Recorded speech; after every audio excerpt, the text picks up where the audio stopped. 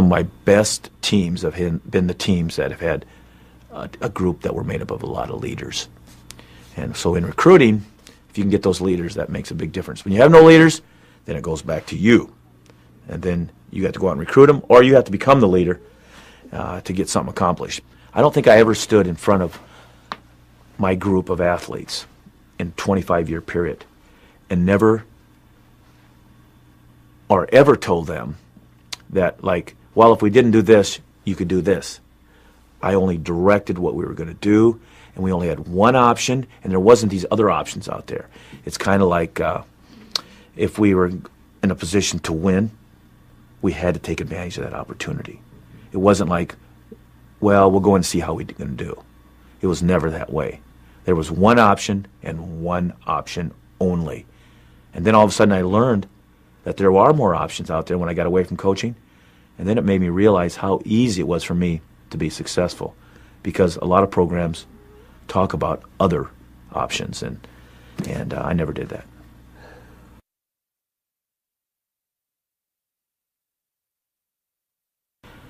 I've been pretty much of a horse with blinders. I've kind of focused on family, focused on my profession, focused on my athletic career. And I'll tell you, I think with family support and the focus day to day, those two things have given me the opportunity to really excel at a high level, not only as a person, but in my profession, and be able to get other people to perform.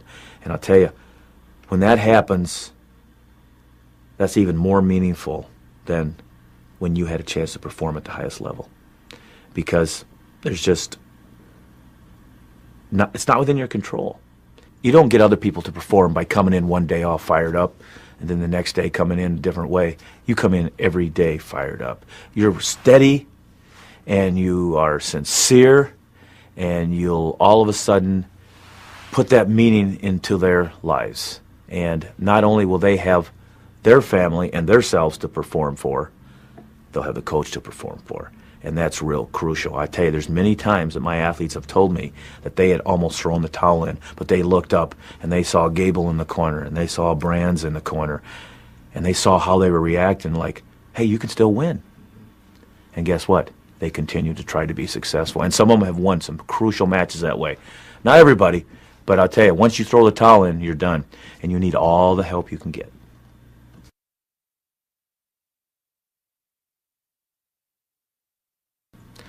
My last college match, I let a guy get inside my head. He didn't do it until right before the tournament started.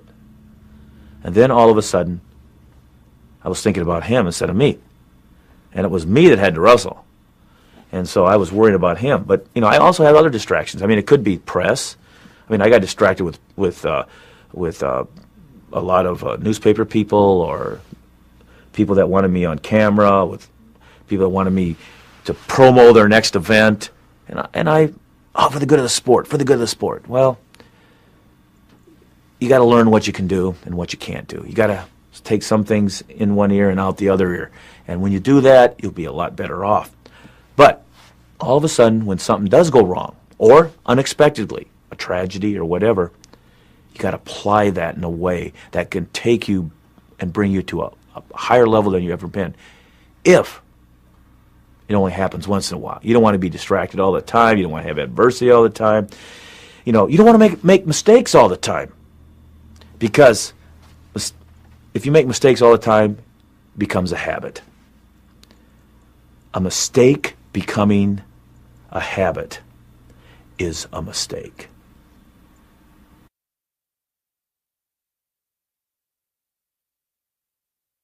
People drop off the sidelines because of, I mean, there's a lot of state champions in America. There's only a few national champions, but how many world champions are there? Well, there's only one. How many Olympic champions? There's only one, you know, at that particular thing. So there's a lot of people that drop off, and the longer you stay in it, sometimes you become almost like independent.